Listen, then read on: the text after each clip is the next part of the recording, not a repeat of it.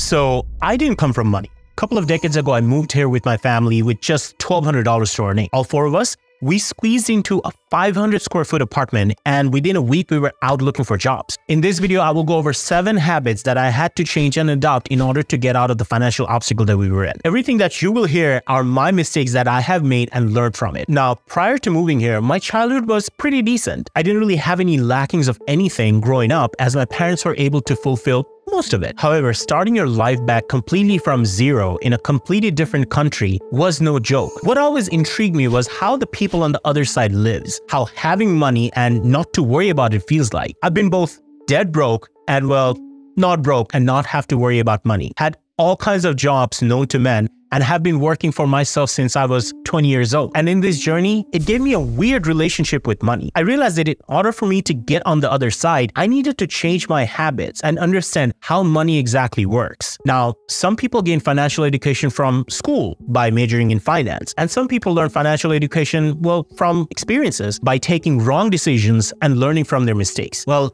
I'm from that group. Everything that you will hear are my mistakes that I have made and learned from it. Hi, my name is Tasvir Mirza. I'm a realtor and a diversified investor based in South Florida, and on this channel I make finance related videos based on mistakes. Feel free to jump around that timestamp below, and while you're down there, consider hitting the like and subscribe button below. Once I started making money, I realized that I was paying everyone with my hard-earned money before I was paying myself first. With the bills, subscription, rent, and everything else, I was making everyone else richer, but not really thinking about myself. By the time it came to me, I was already paid out all my income. I didn't really have enough for myself, and that was my first mistake. Now, this money could be used for savings or to invest in the future. However, that was not the case. Then later on, I came across a book, Rich Dad Poor Dad by Robert Kiyosaki. And the principle of that book was to pay yourself first. He talks about how you should pay at least 10% of your income to yourself before anyone else. That is the rich mentality, how money should function. That was an eye-opening experience to see. In order for me to get to the other side, I had to put myself first. But then also, I was always been that guy that never really checked my bank account or kept track of my finances. I was very anxious to check my bank account. Perhaps I was wondering, maybe by not checking, the account will grow somehow.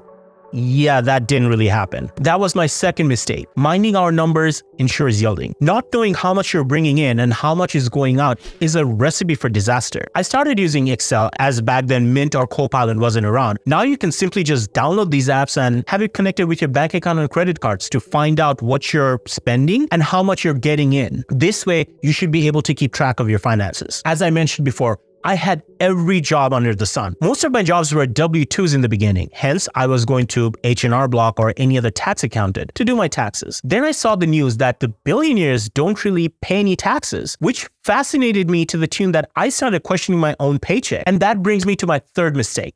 Well, why earnings are lowered through heavens. Not understanding why people with a million times more money than what I was earning don't have to pay any taxes. And my minimum wage, $78 an hour, had to pay taxes on it. Then I heard a quote from Grandpa Buffett. Death and taxes are inevitable. And then I understood that most of the people who understands money and on the other side knew how taxes work. They had multiple corporations where their income falls under, and the tax accountants who can legally, and the keyword here is legally, was able to drop down their tax bills. If you are on this boat, consult with your tax accountant, and if you're on a 1099s or any other form of payment, you can make that under the corporation, where it can get your tax bill a lot lower than what you owe. If you're happy with the taxes that you're paying, that is completely fine, but knowing how your tax bracket works cannot hurt you in any way, shape, or form. Wealthy people have their income under various corporate structure that comes with tax advantages such as LLCs or S corporations. Now, as of now, I haven't really figured out any loopholes of YouTube to gain more subscribers, if there's any. I see over 90% of you guys who are watching these videos are not subscribed. I have a goal to grow this community by 1,000 strong by the end of this year. Your support subscribing to this channel will be greatly appreciated. If you can also please like this video, that will help this channel tremendously. Now, saving money on taxes wasn't going to help me, as I had a bad habit of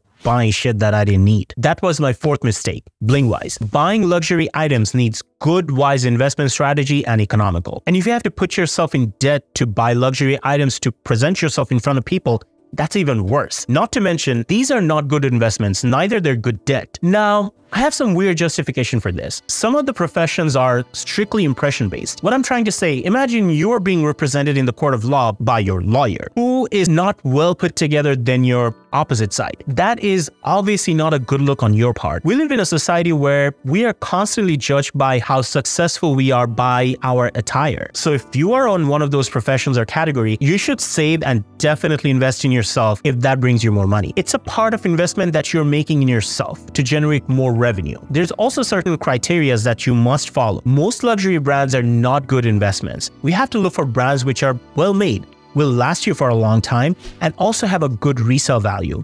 You should invest in these brands by absolutely not putting yourself in debt or using buy now, pay later strategy, as that's another debt trap. For instance, if your profession requires you to wear suits, instead of buying 10 different suits at a cheaper price, which would need to be replaced in a year or so, consider buying 5, which will at least last you longer, and it will also make a statement every time you put that on. Same goes with always going for the cheaper option. Yes, you save a tiny fraction by going for the cheaper option, but in the long run, it ends up costing you more. The cheaper option don't last long, and you end up buying another cheap option, and the cycle continues. You are being the victim of consumerism. Average consumers see 67,000 ads a day by businesses through social media and trying to feed our consumerism needs by trying to capture our attention. But how could you not fall for this? Financial organizations has made us all modern-day slaves through credit cards. And that was my 5th mistake. Slave. Struggling, learning, acquiring valuable education. As of right now, the credit card debt at its all-time peak with over $1 trillion. The way these financial organizations make profit is by our lack of financial education and utilizing the credit, which was already too expensive. Now, with my lack of financial knowledge back then, my first credit card was with Bank of America. I still remember, back then, when you applied for a credit card at the bank branch, they used to give you a temporary card before they mailed you your actual card. I received a temporary credit of $300 balance. I kid you not. By the time I left the bank and reached home, which is about 3 minutes drive, the $300 was gone.